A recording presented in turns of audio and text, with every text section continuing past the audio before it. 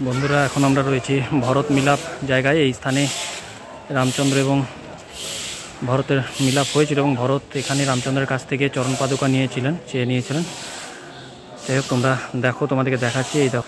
এই স্থান, এখানে দুজনের যখন সাক্ষাৎ হয় এবং দুজনে প্রেমে গদগদ হয়ে দুজনের চক্ষু থেকে অস্ত্র গড়িয়ে পড়ে এবং তাদের প্রেম ভাবনায় যে শিলা, সেই পাথরও বিগলিত হয়ে যায়। দেখছো, তার ছবি রয়েছে।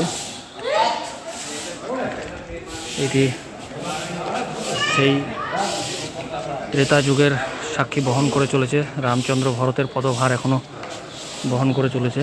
যাই হোক, তোমরা সবাই দেখো চিত্রকূট পাবনধাম, তার অপূর্ব মহিমা।